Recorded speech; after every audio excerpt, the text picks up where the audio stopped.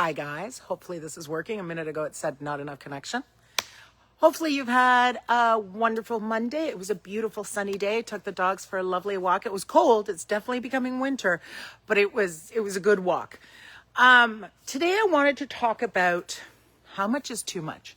I was on one of the border collie lists and somebody's like, oh, I have a year-old border collie and I take her out for this many walks and I do this much with her and I do this much and she's never happy. She always wants more. With these more drivey breeds, the more you give them, the more you want. It's how they get their fix. And that's not necessarily a good thing.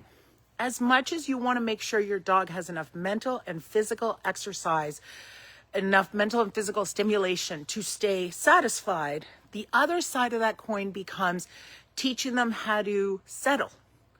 For me, I own 3 high enough drive working border collies, and they love training, but I also make sure, when they're young, and I've got them all as puppies, I teach them to settle. When my border collie puppy settles, lies down, I reward that all the time till they're about a year old. It depends on the dog exactly how much.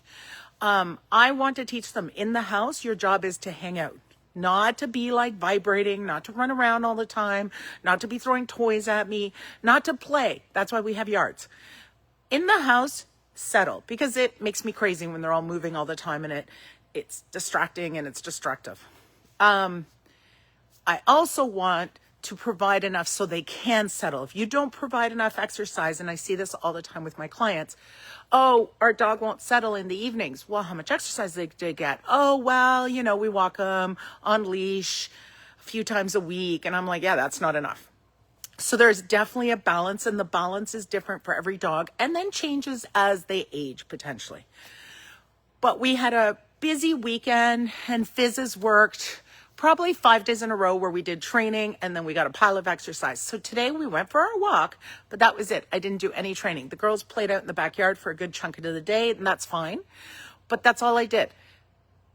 She's a dog that I could train every day, but I shouldn't train every day because you leave them wanting more. You create that not too much.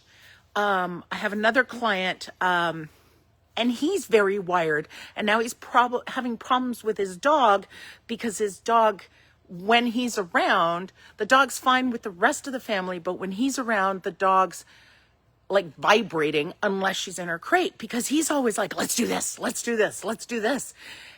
And all that dog needs to understand is I'm not going to interact. When I'm working at my desk, they can come over and say hello, but if they come over and poke me, I'm not going to get up and go throw a toy because they're like, oh, I want you to throw a toy. I'm like, we will go out when it's time to go out. We will go training when it's time to go training.